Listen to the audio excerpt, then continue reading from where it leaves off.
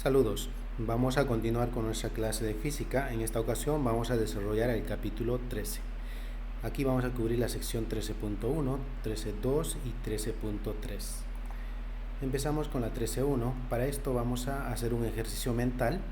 Vamos a imaginar que estamos en Estados Unidos en época de invierno. Son las 8 de la mañana y salimos al patio. Allí vamos a tocar con una mano un trozo de madera y con la otra mano vamos a tocar un metal. Ahora les pregunto, ¿cuál de ellos está a menor temperatura?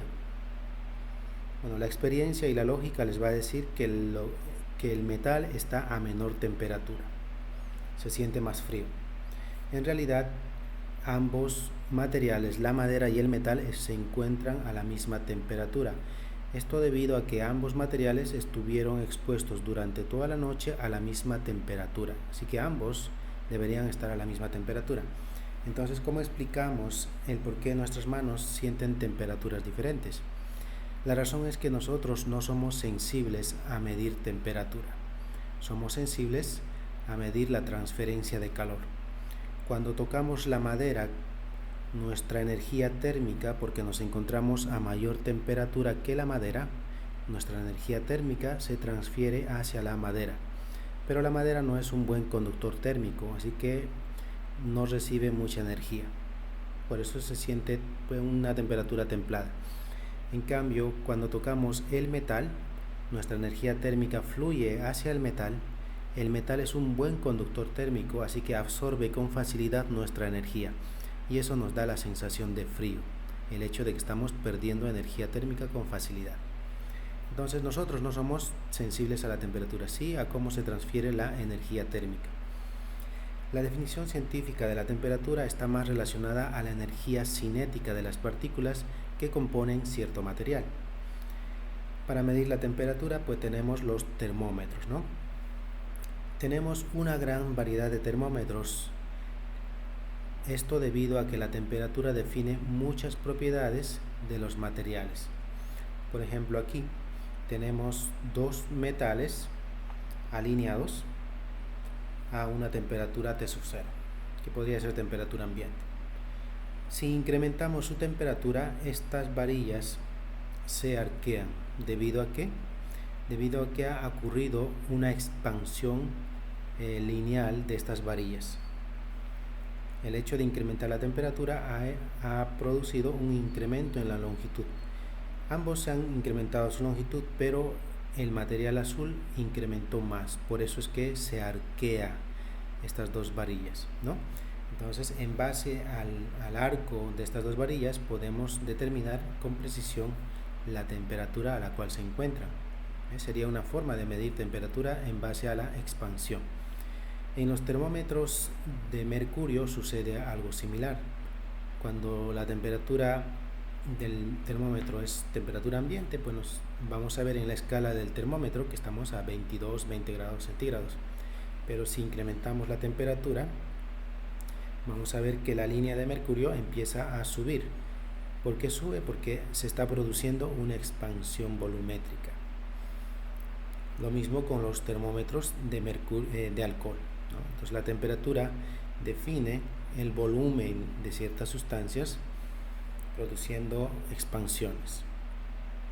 También tenemos otro tipo de termómetros. Por ejemplo, aquí tenemos un termómetro que usualmente se utiliza para medir la temperatura de los niños en la frente.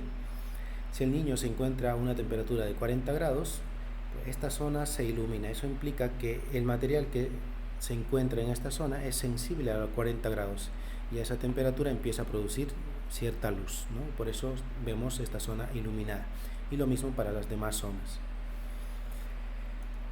Actualmente tenemos otro tipo de termómetros mucho más modernos, los pirómetros, que lo que se hace es simplemente se emite una luz electromagnética. Esta regresa después de interactuar con la temperatura de este material y se registra en el pirómetro, ¿no? Y en base a eso se puede determinar la temperatura con precisión del material que queremos medir. Y estos termómetros lo hemos visto últimamente debido al coronavirus, nos están midiendo la temperatura desde cierta distancia, ¿no? Para evitar contagios. Muy bien, entonces como vemos tenemos varios tipos de termómetros Eso porque la temperatura define muchas propiedades de los diferentes materiales. Así como existen varios tipos de termómetros, también existen varias escalas de medida de temperatura. Los más conocidos, Celsius, Fahrenheit y Kelvin. Y antiguamente se utilizaba la escala de Romer, le estamos llamando la escala R. ¿Qué tenían en común estos termómetros? Pues que para la escala Celsius, en la temperatura de fusión del agua, es decir, cuando el agua se convierte en estado sólido, pasa a su estado sólido, ocurre a 0 grados Celsius. En Fahrenheit ocurre a 32 y en Kelvin a 273 y en la escala R a 0. ¿A qué temperatura hierve el agua? En Celsius a 100, en la escala R 80, Fahrenheit 212, en Kelvin 373. Entonces, a partir de esta información y también considerando la distancia en grados, de 0 a 80 en la distancia de 80, en Celsius la distancia es 100, aquí la distancia es 180 y aquí tenemos también 100. Entonces, considerando estos datos podemos establecer unas razones y proporciones y establecer una relación entre estas 4 escalas. Para eso lo que vamos a hacer es escribir, por ejemplo, la escala Celsius menos la temperatura de fusión, es decir, Celsius menos 0, dividido entre esta distancia, que es 100. ¿Sí? Eso es lo que escribimos aquí, Celsius menos 0 entre 100. Entonces, esta razón la vamos a establecer también para la escala Fahrenheit y para la escala Kelvin. De la misma forma, sería Fahrenheit menos la temperatura de fusión, es decir, Fahrenheit menos 32, dividido entre la distancia, que es 180. Y eso estamos escribiendo por aquí. Repetimos el procedimiento para Kelvin, sería Kelvin menos 273 entre la distancia, que es 100. Aquí. Para la escala R, lo mismo, ¿no? R menos 0 dividido entre la distancia, que es 80. Y eso es lo que tenemos aquí. Así que ya hemos escrito la relación que existe en estas escalas de medida de temperatura. Ahora vamos a simplificar el factor común que tienen estos denominadores y eso es 20, ¿no? Dividiendo a todos entre 20, aquí resulta 4, 5, 5 y aquí 9. Entonces tenemos una fórmula mucho más sencilla para poder pasar de una escala de temperatura a otra escala. Tenemos algunos ejemplos. Aquí tenemos un ejemplo, dice la temperatura ambiente está alrededor de 25 grados centígrados. Hay que convertir esta temperatura 25 Celsius a la escala Fahrenheit y también a la escala Kelvin. Entonces hagamos eso.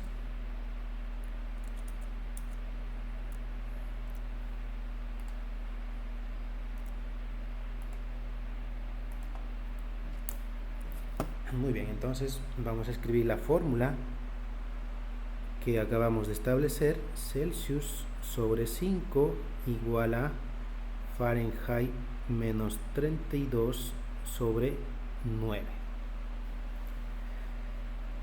Lo que nos están dando es Celsius, ¿no? 25 grados Celsius. Pues eso hay que convertirlo a Fahrenheit. Así que vamos a despejar para Fahrenheit.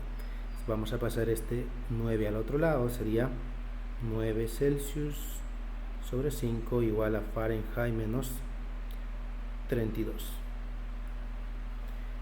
Podemos pasar también este 32 al otro lado, así que tendríamos 9 Celsius sobre 5 más 32 igual a Fahrenheit. Muy bien, ahora es cuestión de reemplazar el valor de Celsius. En Celsius teníamos 25, así que 9 por 25 sobre 5 más 32 igual a Fahrenheit. De aquí resulta 25 entre 5 nos da 5, 5 por 9, 45 más 32, eso nos da 77. En la escala Fahrenheit, entonces 25 Celsius es equivalente a 77 Fahrenheit. Hagamos lo mismo para Kelvin. Nos dijeron la fórmula Celsius sobre 5 igual a Kelvin menos 273 dividido entre 5. Esa es la fórmula entre Celsius y Kelvin. Aquí podemos simplificar 5 y 5 y nos queda mucho más sencillo, ¿no? Celsius igual a Kelvin menos 273. Pasamos este 273 al otro lado y tendríamos Celsius más 273 igual a Kelvin. Entonces, para convertir Celsius a Kelvin es bien sencillo, solo hay que incrementarle 273 y ya tenemos la escala en Kelvin. Entonces, reemplazando datos, tendríamos 25 más 273 igual a Kelvin, y esto resulta sumando 298. ¿Okay? Así de sencillo. Muy bien, hagamos lo mismo para la escala R. La fórmula es R sobre 4 Celsius sobre 5. Muy bien, queremos en la escala R, así que despejamos, pasamos el 4, R igual a 4 Celsius sobre 5. Bien, reemplazamos datos, 4, en Celsius tenemos 25 grados entre 5. 5 entre 25, eso nos da 5, así que tendríamos 4 por 5 y eso nos da 20. ¿Okay? O sea, no es nada complicado pasar de una escala de temperatura a otra escala, es bastante sencillo. Muy bien, pues ya hemos resuelto este ejercicio.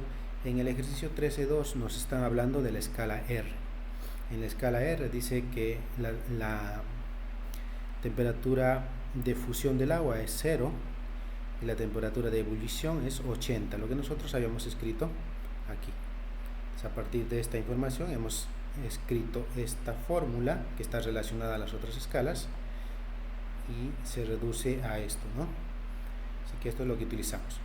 Entonces, en el ejercicio nos están pidiendo convertir la temperatura ambiente 25 Celsius, hay que convertir a la escala R. Y eso es lo que hicimos en nuestro ejercicio y resulta 20. Así que ambos ejercicios ya lo tenemos resueltos. Este ejercicio se lo dejo para ustedes. Muy bien. Entonces, tenemos algunos datos para la temperatura. El rango de temperaturas que se encuentra en el universo es bastante amplio. Empezamos en 10 a la menos 10, temperatura muy baja tendiendo a 0, hasta temperaturas muy elevadas de 10 a la 12. Algunos datos para el cuerpo humano. Se sabe que algunos cuerpos pueden resistir temperaturas tan bajas como 24 hasta temperaturas altas como 44.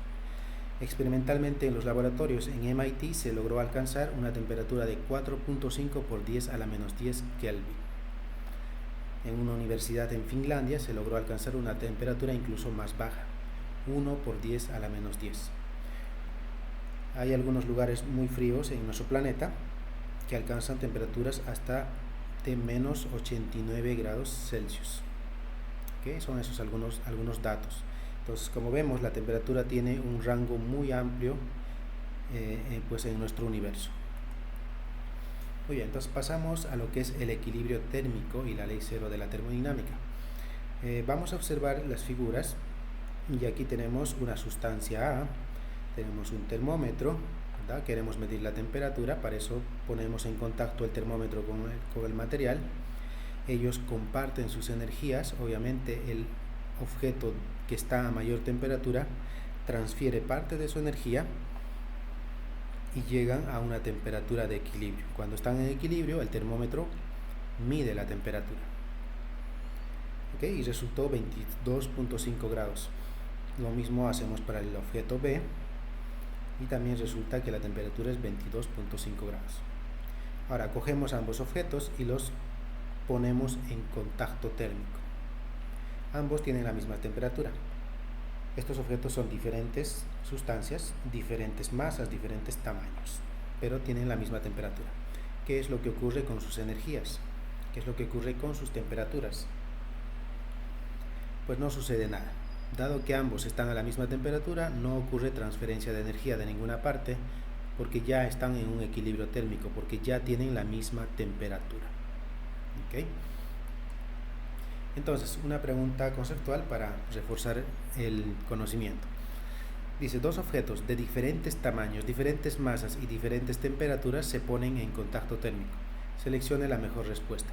La energía viaja del objeto más grande al objeto más pequeño, del objeto de mayor masa al de menor masa, o del objeto de mayor temperatura al objeto de menor temperatura?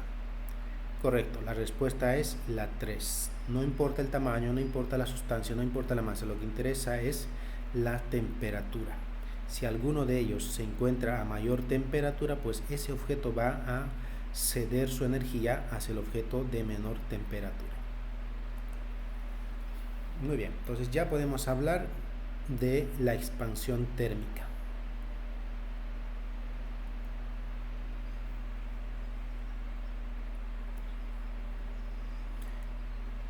Entonces, tenemos una simulación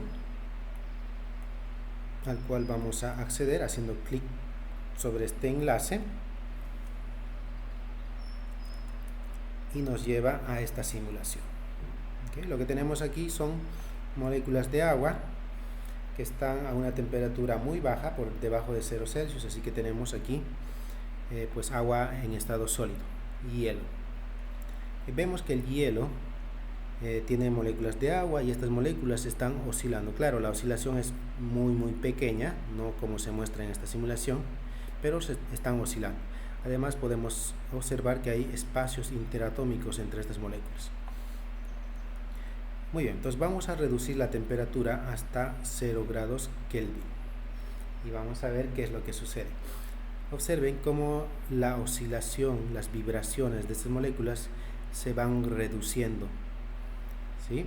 Están reduciendo cada vez más, y cuando lleguemos a 0 grados Kelvin, al cero absoluto, vamos a ver que ninguna molécula, ningún átomo se mueve. Todos quedan en estado, vamos a decir, congelado, frisado. ¿Ok? A ver, traten de buscar alguna molécula que se mueva, pues ninguna. ¿Vamos? Eso es a 0 grados Kelvin. Bien, si incrementamos la temperatura, ya vemos cómo las moléculas empiezan a oscilar. ¿Sí? Vamos a ir hasta 0 grados Celsius. Ellos todavía están en estado sólido.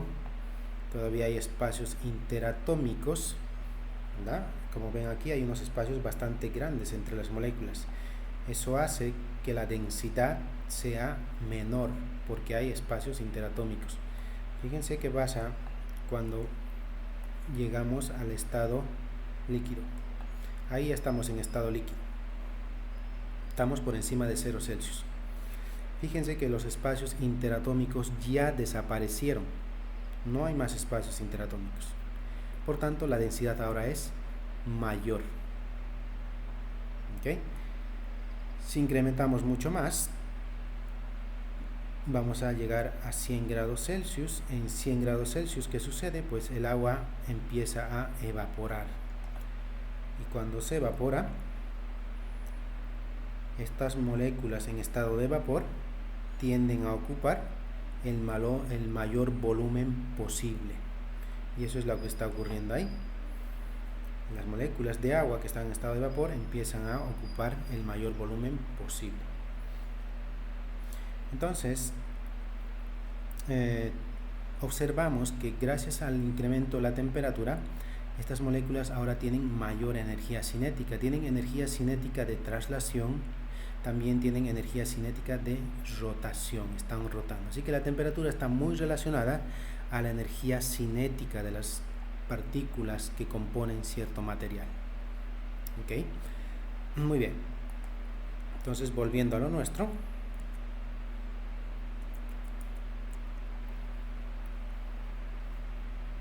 Tenemos, estamos hablando de la expansión térmica, ¿no? Y vimos que al incrementar la temperatura, las moléculas tendían a alejarse, ellas se alejan, tratan de estar lo más alejadas posible, y eso pues produce expansión volumétrica. Cuando estamos en estado sólido, es como si los átomos o las moléculas están unidas unas con otras a través de resortes, y por eso ocurren las vibraciones atómicas. Vibran, no se pueden separar porque todavía están en estado sólido, y al vibrar pues ellas tratan de ocupar un mayor volumen posible, y eso hace que el volumen se expanda, ¿no? Entonces, esa es la razón, debido a que el incremento de la temperatura produce expansión volumétrica, esa es la razón para que cuando nosotros construimos puentes, debemos de dejar cierto espacio para darle pues cierto margen para su expansión lineal o volumétrica de lo que hayamos construido, de un puente o de las rieles del tren. Miren qué ocurrió cuando los ingenieros no consultaron a los físicos y construyeron estas vías del tren y no dejaron espacios. Como no había espacio, la riel se expandió debido a la energía del sol y pues como no había espacio tuvieron que torcerse, ¿no? Y eso debido solamente al incremento de la temperatura. Muy bien. ¿Cuánto se expande un material? Pues depende del tipo de material. Tenemos, por ejemplo, para los sólidos, el que mayormente se expande en esta lista es el plomo. Tiene una expansión, un coeficiente de expansión lineal de 29 por 10 a la menos 6. Y el que menos se expande, buscando por aquí, tenemos este punto 9. ¿Sí? El níquel. Aleación con hierro, punto 9. O sea, que no sufre mayor expansión. Es mínima la expansión que sufre. Así que la expansión pues depende mucho del material del que estemos hablando. ¿Okay? Entonces, para los sólidos tenemos expansión lineal. Por ejemplo, cuando hablamos de un cable de aluminio o de una varilla de aluminio o una varilla de cobre, pues vamos a hablar de expansión lineal. Pero si hablamos de un cubo de aluminio, ya la expansión es en 3 dimensiones. Entonces, si nos fijamos estos valores 25 con 75, vemos que 75 es 3 veces 25. ¿Y de dónde sale ese 3 veces? Porque aquí la expansión es volumétrica, es en 3 dimensiones. Aquí solo es en una dimensión. Por eso que esto es 3 veces el coeficiente de expansión lineal. ¿Okay? Muy bien. Y si analizamos toda la columna, más o menos tenemos esa misma relación, 3 veces multiplicando, porque aquí hay 3 dimensiones y aquí es una sola dimensión. Para los líquidos y los gases no podemos hablar de expansión lineal, porque ellos tienden a ocupar el mayor volumen posible. Así que tenemos que hablar de expansiones volumétricas. ¿Okay? Igual, los líquidos también depende del tipo de material, pues se expanden de diferentes formas. El éter, por ejemplo, tiene esta cantidad de expansión, 1600, se expande muy rápido. Y el material que menos se expande aquí es el mercurio. ¿Okay? Para los gases la expansión volumétrica es básicamente la misma para todos. Muy bien, entonces aquí hablamos de expansión lineal, por eso tenemos un coeficiente de expansión lineal, coeficiente de expansión volumétrica. También hay coeficiente de expansión superficial de área, así que va a ser en 2 dimensiones. Muy bien, por ejemplo aquí tenemos una lámina que está en 2 dimensiones, ¿no? Puede ser una lámina de metal que si incrementamos su temperatura pues él se va a expandir, ¿no? Se expande todo, incluso el círculo que se dibujó también se expande. ¿Qué pasa con la laminilla? Si le cortamos, le hacemos un orificio y la sometemos a un incremento de temperatura, pues se expande también, y también el orificio se expande. Eso porque los átomos no quieren estar tan cerca de sus vecinos, quieren estar lo más alejado posibles, entonces el orificio también se expande. Aquí tenemos expansión de superficie en 2 dimensiones. Si hablamos de un cubo, pues ya tenemos una expansión en 3 dimensiones, ¿no? Muy bien. Entonces, en general, cuando a un material se le incrementa su temperatura, entonces incrementa sus dimensiones. Y viceversa. Si reducimos su temperatura, entonces también reduce sus dimensiones, ¿ok? Pero el agua es un material milagroso, es un material extraordinario que hace lo contrario, pero en el rango de 0 a 4 grados. En ese rango de 0 a 4, el agua hace lo contrario. En lugar de expandirse al incrementar su temperatura, el agua se contrae. Les explico.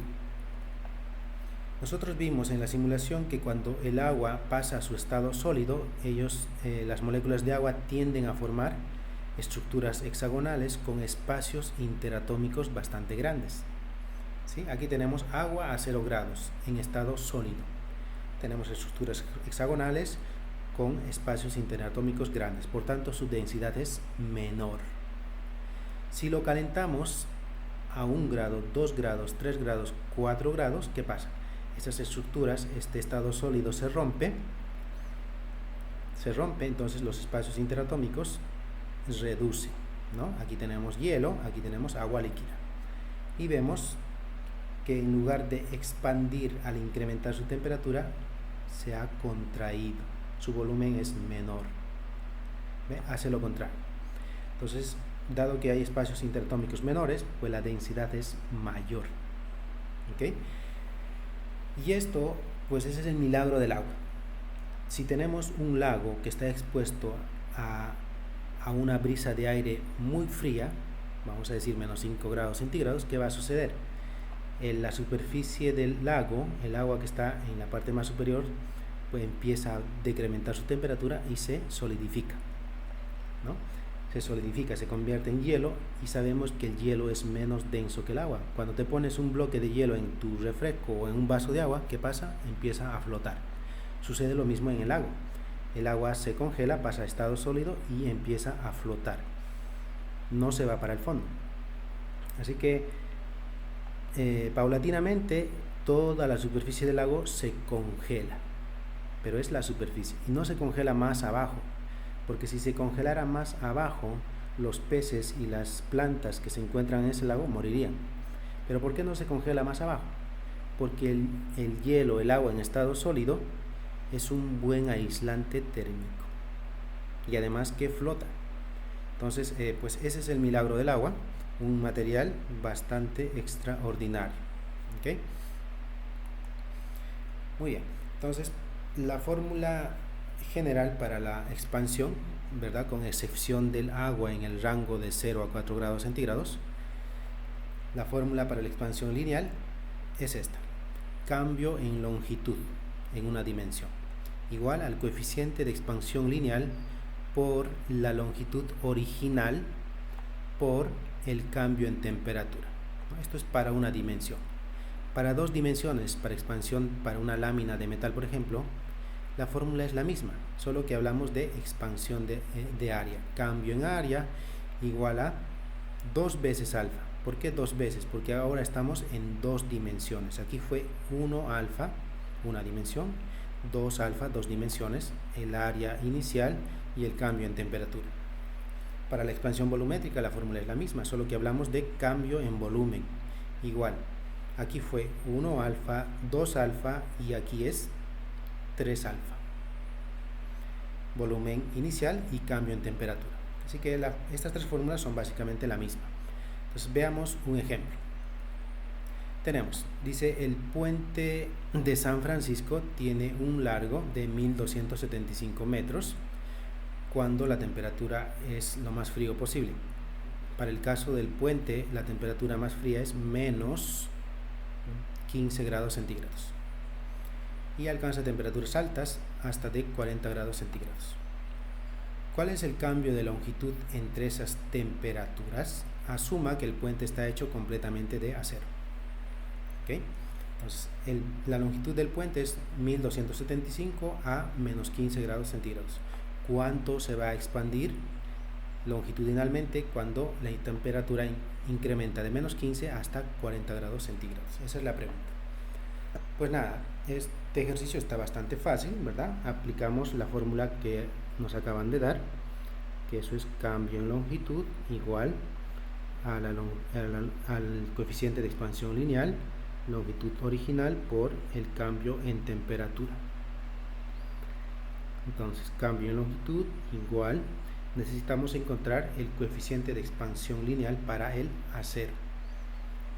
¿Dónde está? Acero, 12 por 10 a la menos 6. Tenemos 12 por 10 a la menos 6 por la longitud original, 1275 metros, por el cambio en temperatura. Fue desde menos 15 hasta 40, así que tendríamos 40 menos 15, y utilizando una calculadora, pues eso resulta 0.84 metros. Ese puente se va a expandir 0.84 metros. Así que hay que dejar espacio suficiente para poder soportar esta expansión de 0.84 metros. Muy bien, el siguiente ejercicio es muy similar al que acabamos de resolver, así que eso les queda para ustedes. Muy bien, tenemos otro ejercicio. Supongamos que tenemos un tanque de gasolina de acero cuya capacidad es 60 litros. Y suponemos que el tanque está lleno de gasolina, como se muestra en esta figura, ¿sí? Las líneas violetas representan el tanque y la línea roja pues es la gasolina. El tanque está lleno al tope y se encuentran a una temperatura de 15 grados. 15 grados. Muy bien. ¿Cuánta gasolina se derrama si se incrementa la temperatura para ambos a 35 grados centígrados? Inicialmente la gasolina y el tanque están a 15 grados. Vamos a incrementar su temperatura para ambos de 15 a 35 grados. La pregunta es ¿cuánto de gasolina se derrama? Dado que estamos hablando ya de volumen, pues vamos a utilizar la fórmula que corresponde a volumen, ¿no? Y eso es cambio en volumen igual a 3 veces alfa, porque estamos en 3 dimensiones, que a eso también le llamamos beta, volumen inicial y el cambio en temperatura que se ha producido. ¿Ok? Muy bien, entonces, claro, esta fórmula la debemos aplicar tanto para el tanque de acero y para la gasolina, así que tenemos que hacer este cálculo de forma separada. Ok, entonces veamos cuáles son los betas para el acero y también para la gasolina. Para eso vamos a nuestra tablita. Aquí, acero es 35 por 10 a la menos 6. Ese es el coeficiente de expansión volumétrica para el acero. Ok, entonces tenemos que ir al ejercicio y hemos escrito, ¿no? El beta para el acero es 35 por 10 a la menos 6. ¿Cuánto es el volumen original? 60 litros. Así que nuestra respuesta va a estar dado en litros. El cambio en temperatura es de 35 menos 15. Listo. Ahora es cuestión de calcular esto. Recuerden, esto es para el acero. Con una calculadora resulta